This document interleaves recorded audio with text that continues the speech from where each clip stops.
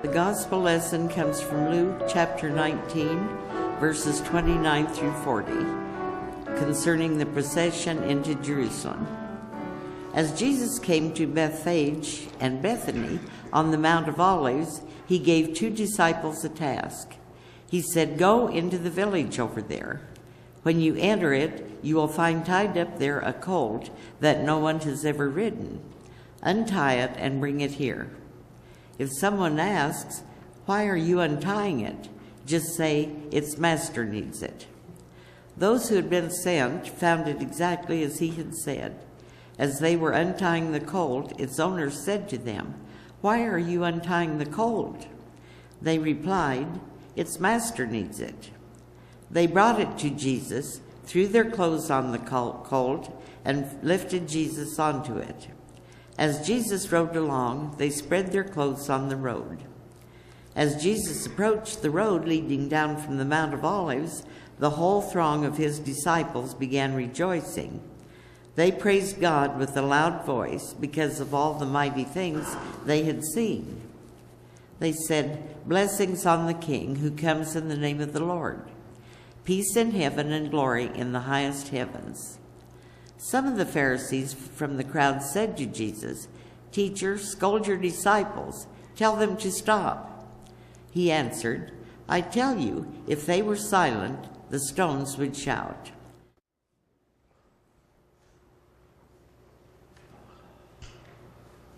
We're going to start off with a very odd beginning for this sermon. It's a song by the Beatles.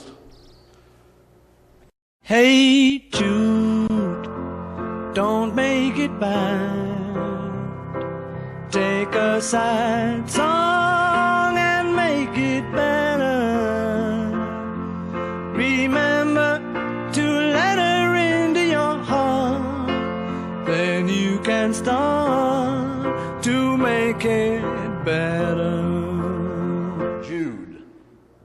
In German, the word Jude means Jews.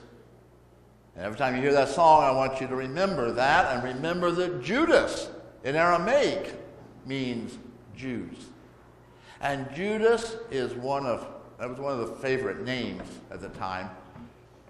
He represents the Jewish nation's response to Jesus. And it wasn't good. When Jesus rode in on that donkey, people thought this was the beginning of the new kingdom. This was the top. This was the most exciting thing that happened in Jerusalem ever. And out of this would come a power play.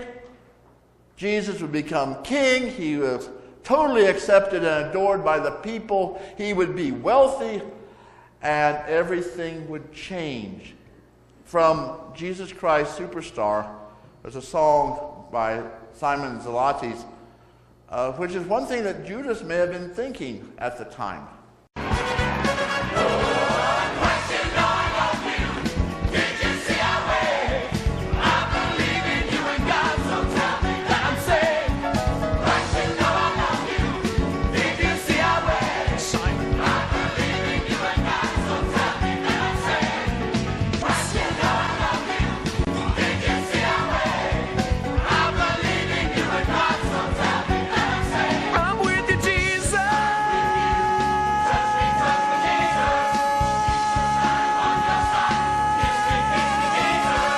There must be over 50,000 screaming love and more for you. Every one of 50,000 would do whatever you ask him to. Keep them yelling their devotion, but add a touch of hate and wrong. You will rise to a greater power. We will win ourselves home. Oh, you get the power and the glory forever and ever and ever. You get the power and the glory forever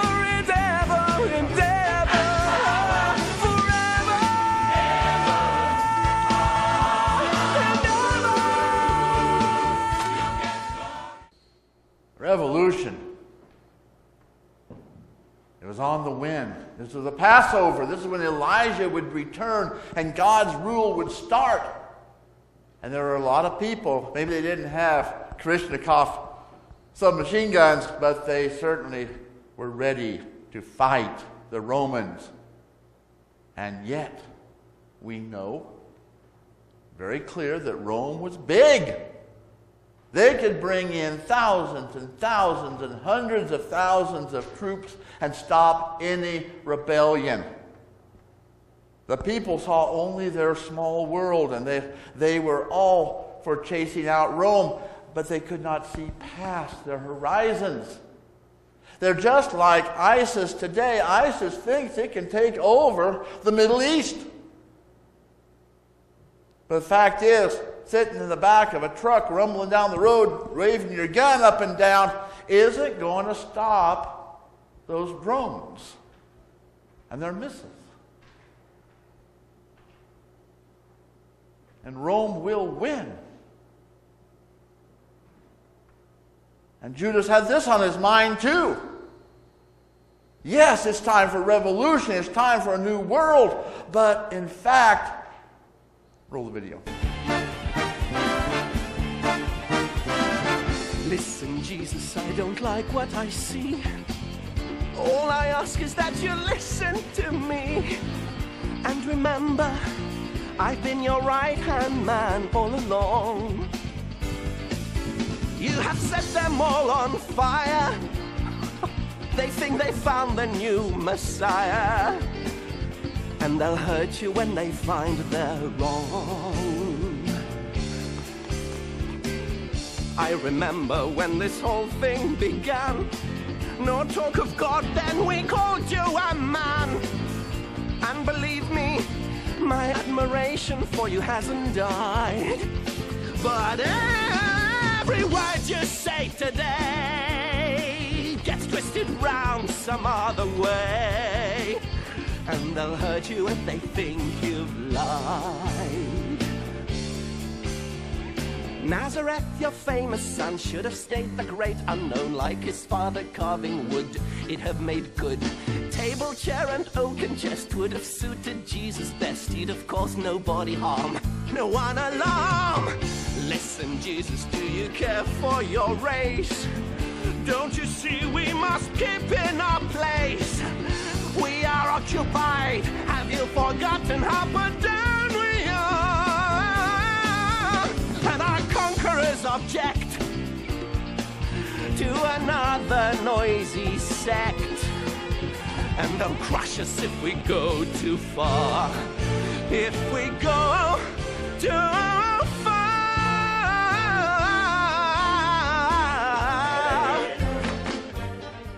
Do you feel the tension? This is not just a happy parade.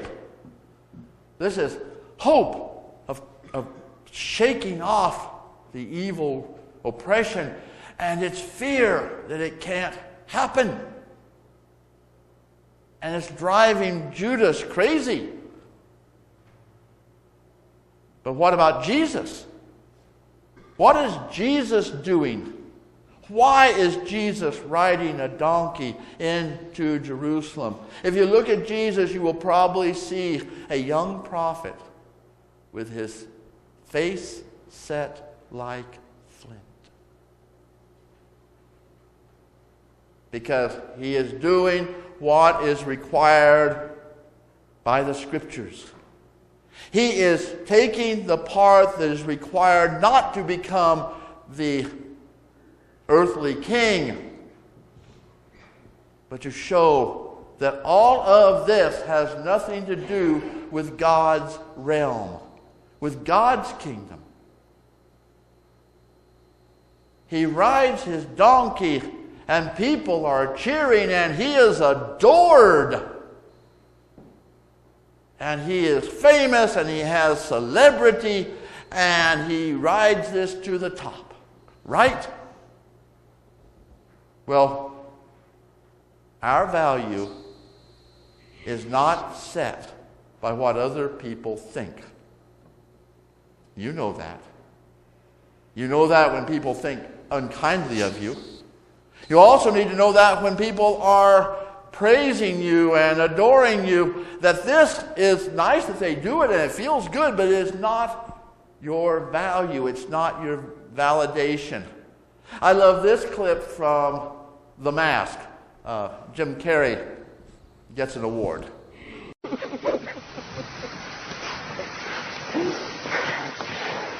Thank you. You love me. You really love me.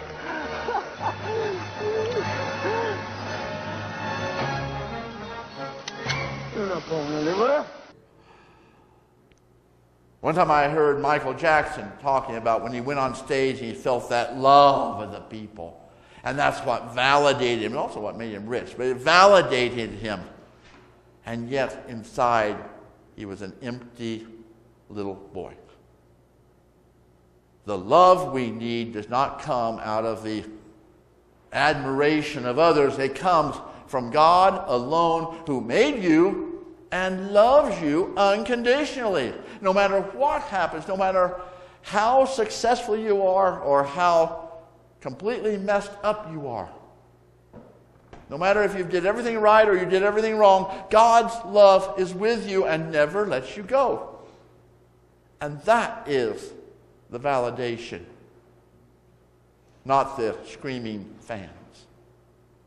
Jesus rode his donkey into Jerusalem with his face set like flint because he was taking the job of king, just as written in Scripture. And that meant wealth and money. And how many of us need a little more money? Come on. We all, yep, we could use a little more money. When do we quit? When do we have enough? Because when we think that a little more money will make everything right, we are stepping into a trap of this world that never ends. You know, according to several studies, over 70% of the people who come into a very large amount of money, particularly the lottery, are bankrupt in 7 years. Doesn't matter how much you have. I had a friend who once said, I've had a lot of money, and I've been broken, but I've always been broke. Doesn't matter. In fact, a fellow by the name of Daniel Kahneman did studies on happiness. And here's something he found out about happiness. I think the most interesting result that we found in the Gallup survey is a number which we absolutely did not expect to find. We found that with respect to the happiness of the experiencing self. When we looked at how feelings vary with income. And it turns out that below an income of $60,000 a year for Americans, and that's a very large sample of Americans, like 600,000. So it's a large representative sample. Below an income of $600,000 a year. 60,000. 60,000. No. $60,000 a year, people are unhappy, and they get progressively unhappier the poorer they get. Above that, we get an absolutely flat line. I mean, I've rarely seen lines so flat. Clearly what is happening is money does not buy you experiential happiness, but lack of money certainly buys you misery. And we can measure that misery very, very clearly. $60,000, we've kind of reached the plateau of experiential happiness. This is your everyday happiness. There's a whole different measure of remembered happiness. But to experience life and enjoy it as you're living it, that's the line. Above that, you're not going to get any more happy. John Wesley made a point of this. He once said, and made it a deal, that we should make all we can, save all we can, and give all we can. But we always hear that as we make a pile or whatever, we put a bunch in the bank, and we give what we can away. That Wesley was not talking about that kind of save.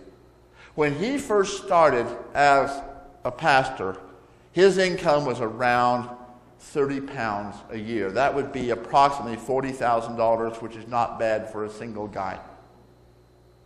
As his movement increased and he sold books and there was giving to the movement and his salary went up, he remained a 30-pound man. He lived the same. So he could have more to give. In the giving comes the happiness. Of the ways of being happy, we have La Dolce Vita, the good life, where you get all the fun you can. We have immersion in whatever you're doing by ignoring everything else. Both of these make you happy, kind of. But the real happiness comes through altruism, from giving it away. Giving our money and giving our time. Money is easy to give, kind of. But our time, we're all leveled at the amount of time we have in our lives. And yes, we get busy with all these things. But when we get busy with the giving, the money doesn't matter. And we feel the happiness and love of God, who loves us unconditionally. The final thing that Jesus was showing as he rode on his donkey into Jerusalem with his face set like flint was that power is not love. And we all get that confused. From the mother who can't let go of telling her children what to do when they're 50 or 65 to the man who must control his business and beat everybody else down, to the child who just wants to be noticed and makes power plays by being obnoxious. The power is not the love. We confuse it. In fact, one can have no power and know the love of God even more. Because you're following Christ then. The power is a poor substitute for love. And Jesus is showing us that power is totally worthless, because in the next week, by that same time, say 3 o'clock on Sunday, a week from then, he will have been betrayed, denied, tried, and crucified. All the power the world has will be poured upon him to destroy him. And he will die. And yet on the third day, God will show us what power really is. And power is love. Real power is love. All those things are going on as Jesus marches into Jerusalem.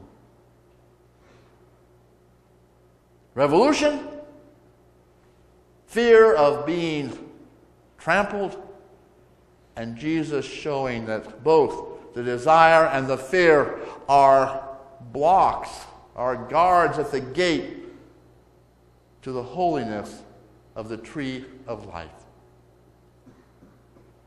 That's what Passion Week is all about.